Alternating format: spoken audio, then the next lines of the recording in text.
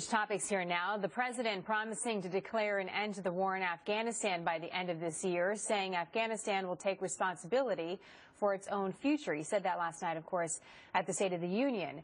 He also said that any troops remaining beyond 2014 will only help continue to train Afghan forces and carry out counter-terror operations.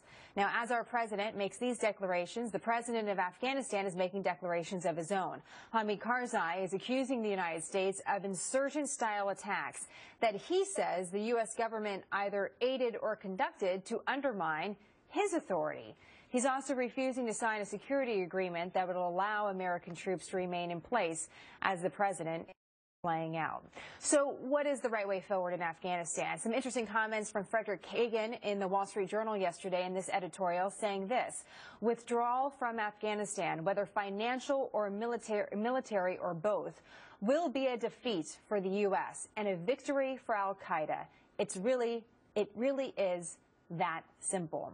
Let's bring in Kagan now. He's the director of American Enterprise Institute's Critical Threats Project. Fred, it's great to have you back on the program. Thanks for having me, Jenna. So some strong comments there. It'll be a loss for us, a win for al-Qaeda. Why do you think that? Well, al-Qaeda was born in Afghanistan. This is their historical homeland. This is the area that it means an enormous amount to them. They claim wrongly to have chased the Soviet Union out in the first place, and they are waiting to be able to declare wrongly again that they've chased us out as well. That will be a huge success for a movement that unfortunately has gained a lot of strength over the last few years in a lot of different areas of the world. This would be a crowning achievement for them in many respects. And it really doesn't matter how we sell this to ourselves or to the world. The fact is that if we abandon Afghanistan and it falls apart, they will present it as a victory, and that's what will matter. What should we do instead? We should maintain a presence. The fact is that the Afghan people have shown that they want us there. There was a Loya Jirga, which is a convening of most of the most significant elders and leaders in the country in November, that voted for the agreement, that voted to keep our troops there, and in fact pressed Karzai to sign.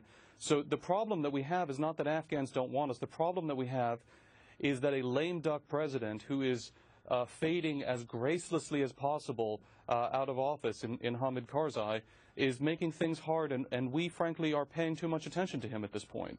And instead we should be, because in Iraq, as we know, when the prime minister, when the government there said, we're not going to allow you to keep troops here either, we're not going to allow them protection, that was the end for us in Iraq, and all of our troops are gone now. So what is the alternative if Hamid Karzai continues to use these accusations and continues to say, I'm not signing anything? What other options do we have? The alternative is simple. Hamid Karzai is not going to continue to be president after this spring. There's an election coming up. There will be a new president in Afghanistan, and Hamid Karzai is not running. So what we should be doing, and what President Obama should be doing, is saying, thank you, Mr. Karzai, for your opinions, but we don't actually care what you think. When there is a new president in office, we look forward to signing the agreement with him, keeping in mind that just about all of the major candidates for president in Afghanistan have said that they would sign the agreement and have urged Karzai to sign it. So what we need to do is take the artificial time pressure off, stop making Karzai so important, wait until his successor takes office, and then sign the deal with that successor. And I think there's very good reason to believe that successor will want to sign the deal with us. Let's talk a little bit about our approach to Afghanistan in general. It was interesting in your article that you compared and contrasted the way that not only our country but the Soviet Union addressed Afghanistan.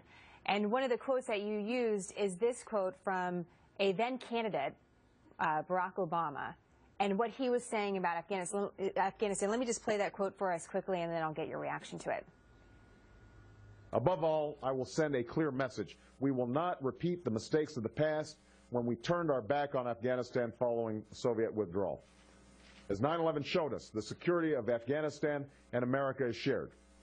And today, that security is most threatened by the al-Qaeda and Taliban sanctuaries in the tribal regions of northwest Pakistan. During the State of the Union last night, Fred, the president said that he will not allow and daughters to be mired in open-ended conflicts. He said large deployments drain our strength and may ultimately feed extremism. So compare and contrast those two perspectives, if you will. What what do we know from the past about Afghanistan, the mistakes that different administrations have made, different countries have made, that we cannot repeat again if we want to stay secure as a country? Look, we know what happened when the Soviets pulled out of Afghanistan, the United States declared victory and decided that we had no further interest, even though the battle then raged between Islamist members of the Jihad, of the Mujahideen, and more moderate members of the Mujahideen, and we decided we had no dog in that fight, and we did nothing. And no one's talking about an invasion here. We didn't even support with any kind of assistance the people who were fighting against the groups that have now been killing our soldiers. We had an opportunity to remain engaged without putting boots on the ground then. Now it'll require some boots on the ground, but it's still not a massive deployment. And the question is, are we going to pursue the definition of insanity here? We know what happens when we abandon Afghanistan. The president has made an enormous amount of points about how we didn't pay enough attention to Afghanistan after the invasion of Iraq, and look what happened. Everything that he says and everything that history tells us suggests that it's critical that we remain involved in a reasonable way, not with hundreds of thousands of troops, which aren't necessary, but in a reasonable way that we can sustain in order to prevent a repetition of the mistakes of the past, which led to the destruction of the World Trade Center, the attack on the Pentagon, and the deaths of thousands of Americans on American soil. Certainly remains some salient images of those days. Fred, just real quick before I let you go, a reasonable deployment of troops. How many troops would you be talking about in a reasonable way? Look, if you were going to perform the mission, the limited mission the president's talking about, require 30,000, maybe 25,000 troops, which is less than we've kept in Korea for 60 years. The president is talking about 10,000 troops. I think that's too low, but I think that it's sustainable and something that a future president could look at again and see if it's actually adequate. Once you go to zero, you're out, you're done, you're not going back, and we have every reason to expect that the situation will collapse, Al-Qaeda will regain sanctuary, and Americans will once again be at risk. Fred, love to have you back to talk more about some of the specific ideas that you have. Also talk about Pakistan. I mean, we're only brushing the surface, but we're limited, as always, on live television. It's great to see you. Thank you for making time for us today. Thank you, Jenna.